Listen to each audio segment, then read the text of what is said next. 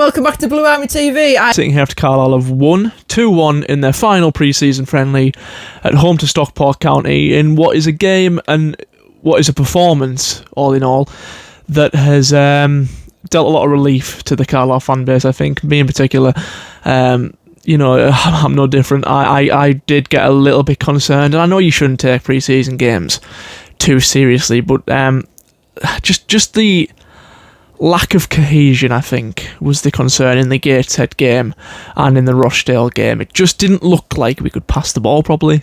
They didn't look like a team. That's what was the big concern for me. The players that were out on them games, they didn't look like a team, and that was put so far right in this Stockport game.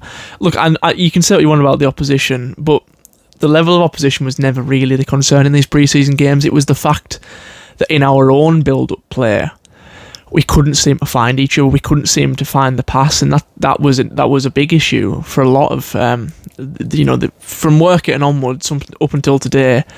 It was a big issue. But look, Danadu, the new signing, that's how I'm going to be referring to him as anyways, because I can't really pronounce the last part of his name. But Dan looked, he looked quick. He scored a good goal. I think he maybe could have had another couple of goals, really. But I'm not going to put him too far. I'm not going to criticise him too much because of a pre-season game. He looked sharp. He really surprised me because, look, we've had a lot of duds in relation to Premier League loanees before. Just think of Sorensen, Sonny Hilton, Tyrese Omatoya. You get these players on loan from top kind of youth academies in the country, having performed brilliantly in an under 23s or the Premier League 2 as it's called now, and then they just can't really cope with a higher division. But he looks physical. He looks like a proper footballer. He looks like a good, quick, physical striker, and I think he'll play it really well playing off the back of Charlie Wyke. Them two as a front two, I think, complement each other very well, and I would not be surprised if they were the starting two come Gillingham. But yeah, look, both goals from very, very similar positions. I'd be a little bit disappointed with the second goal if I was a Stockport fan. I don't think it was well defended, but the first goal I thought was just an excellent cross, and that's something we can take away from today as well. Archie Davis in particular, but Cameron Harper as well. The two full-backs look absolutely incredible at, pinging crosses in the box, which when you've got a striker like Charlie Wyke in the box, can be really dangerous. That's something else I picked up on Stockport. Charlie Wyke, I would like to see him a little bit more in the box. He seemed to drop back a little bit, maybe to play the 1-2 passes, and to be fair, it did work a bit, but he was a little bit deeper than I'd like him to.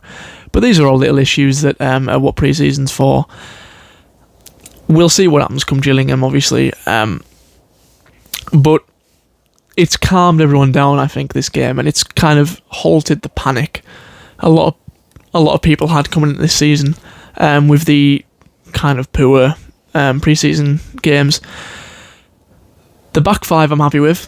The midfield three is the issue for me. I think we've got enough options up front as well now. Bringing Kelly and Armstrong off the bench at League 2, that's an incredible pairing to have coming off the bench. The midfield three will be the issue now because Robson's injured for a while now. McGeoch could be out for a couple of weeks as well. And Guy is still yet to come back. So in the midfield, we've really got Harrison Neal, who will start. Josh Vella, Taylor Charters, Ben Barclay's filled in there. Plus maybe some of the youth lads that have impressed in pre-season. You think of O'Donoghue, them kind of youth players. Aaron Fitzpatrick can play there as well, of course, being more of a winger/wing back.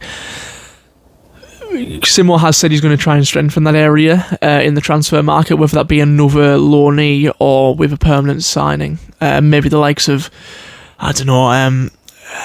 free agents available at the minute, Kyle Taylor type players, that can come in, maybe are a little bit of a risk, maybe aren't proven, but could add a little bit of depth to that position is what we're looking at.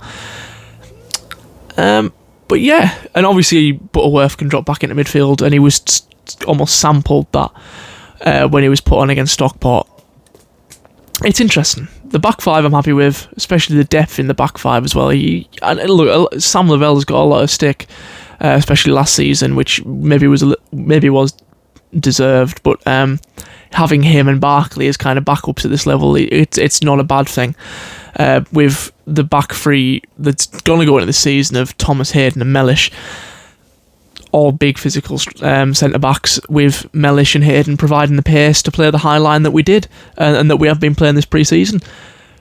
We looked good against Stockport, we just did. There was a bit of lazy passing that led to the Stockport goal, which is a concern, as it has been kind of a thing all throughout pre-season that we have been a little bit lazy on our passing, and Paul Simpson stated that.